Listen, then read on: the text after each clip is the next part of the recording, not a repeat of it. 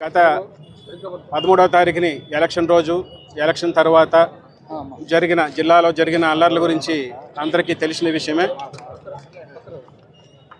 ఫర్దర్గా మళ్ళీ ఇటువంటి సంఘటనలు కౌంటింగ్ రోజు కానీ తర్వాత కానీ ఈ ఫర్దర్గా వచ్చేట ఒక 2-3 వారాల్లో మళ్ళీ ఇటువంటి అల్లర్లు కానీ గొడవలు కానీ జరగకుండా ఉండాలని, ఒకవేళ అటువంటి సంఘటనలు జరిగితే పోలీసు వారి యాక్షన్ ఎలాగుంటుంది అని తెలియచేయటానికి ఈరోజు మన పల్నాడు ఎస్పీ మల్లికా గారి ఐపీఎస్ మేడం గారి ఆదేశాల ప్రకారంగా ఇక్కడ పోలీసు వారు మాక్ డ్రిల్ నిర్వహించడం జరిగింది.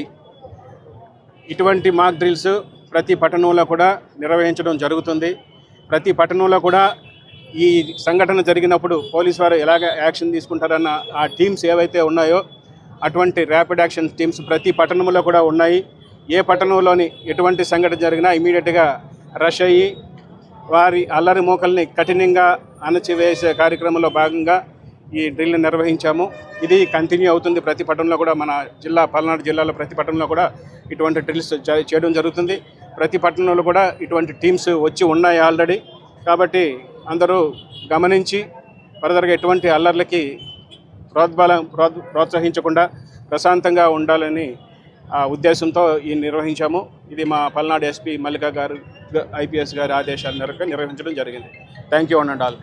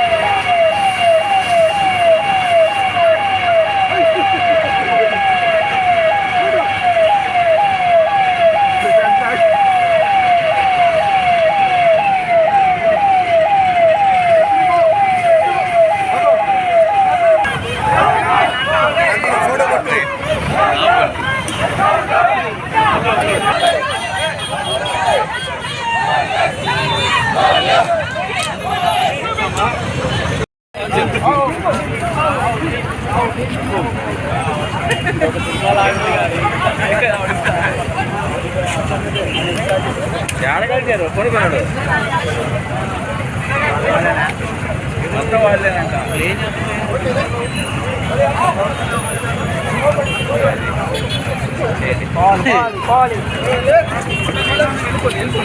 చిన్నగా ఏం లేదు